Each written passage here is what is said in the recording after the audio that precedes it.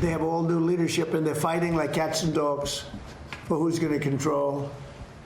Because we've created a real mess for them. But I also took a little break. I gave them a break. And remember this, I want to make the best deal.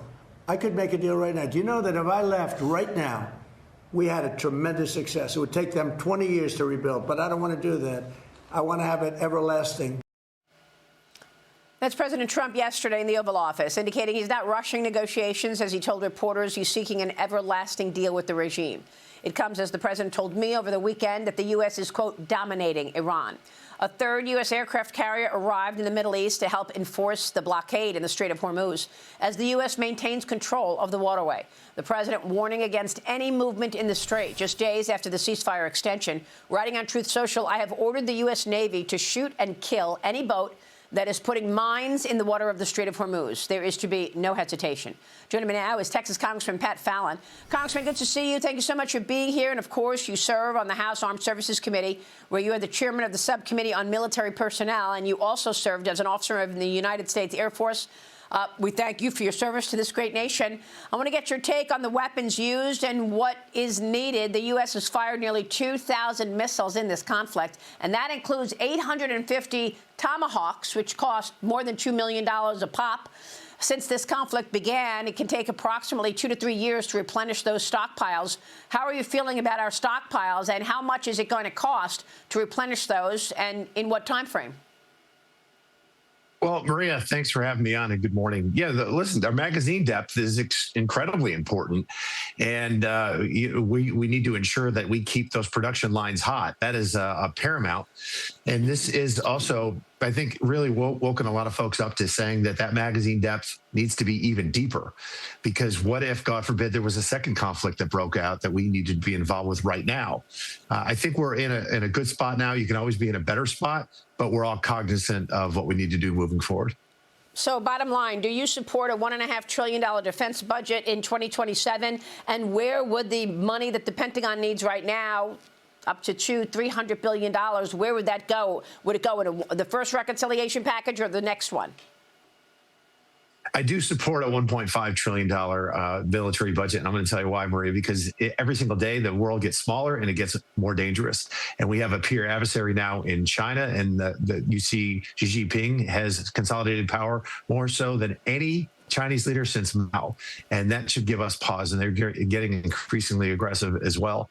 And so as far as how we fund it, yeah, there's a few different ideas as far as if we do it through Reconciliation 3.0 partially, and then just through the regular NDAA process. But I think we are going to get it done. The president wants to do it, and both houses, I think, want it, or both chambers do as well.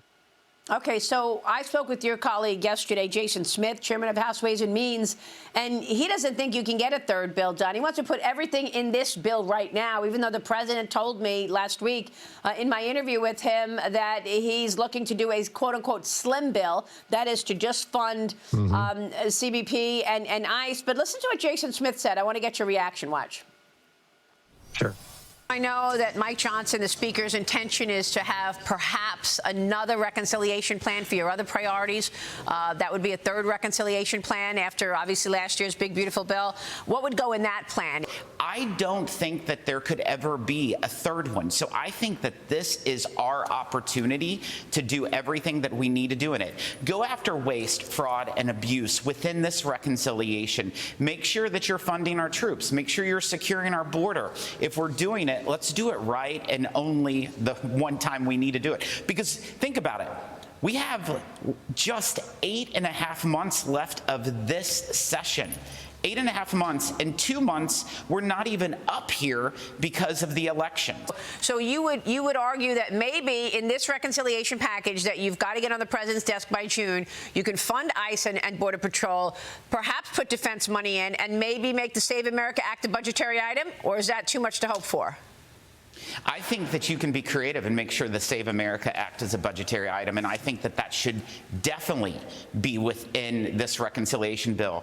Where there's a will, there is a way, Maria, and we have to stick together. What about that, Congressman? Would you be poised to support that, to get more in this bill, or do you think there's just not enough support in it in the House? I mean, Maria, I'd love to ride on my unicorn and sell you rainbows, and it's all paid for by a leprechaun. I mean, yeah, I would love to see that happen, but I don't see. Jason said he's my good friend. That where there's a will, there's a way. There's a will and a way in the House. There isn't one in the Senate. They just passed that skinny reconciliation. So I think you take what you can get, considering the realities on the ground, and then go for, as the president said, a 3.0 and a larger one in a few months. We can get this done if we want to. Well, it's too bad that you've got to use your reconciliation opportunity to fund something that should be open right now. The fact that you don't have the Department of Homeland Security open and we're in the middle of a war is incredible, astounding. You know what? It's very telling, and it's potentially tragic, and it's very dangerous to play politics with American security. Congressman, you just announced your bid to become the chairman of the House Oversight and Government Reform Committee. Current chair, James Comer, can't continue due to the GOP term limits, and you are the only declared Republican candidate so far. What do you want to see in terms of the priority of the Oversight Committee? Well, first of all, thank you, Maria. And Jamie Comer did a great job, and it was a pleasure to serve with him for these last 6 years. Fraud, waste, abuse, people talk about it, but we've actually taken care of some of it, and there's so much more on the table. As far as fraud, we've seen billions of dollars just in Minnesota. I think there's hundreds of billions of dollars potentially across I'm very confident there's hundreds of billions of dollars of fraud with Medicare and Medicaid across the country. There could be tens of billions, if not 100 billion or more, in just California alone. That's why you need to investigate it and look into it, and that's one of the things the Oversight Committee can do. But also abuse and misuse of taxpayer money. I was on the DOJ and still am on the DOJ subcommittee, and I want to see us do more of that and uncovering things that aren't working within the federal government. To believe that every federal government employee is working at maximum efficiency is something that you're up in New York, I can slay a bunch of bridges as well. That's just not the case, and it's not true.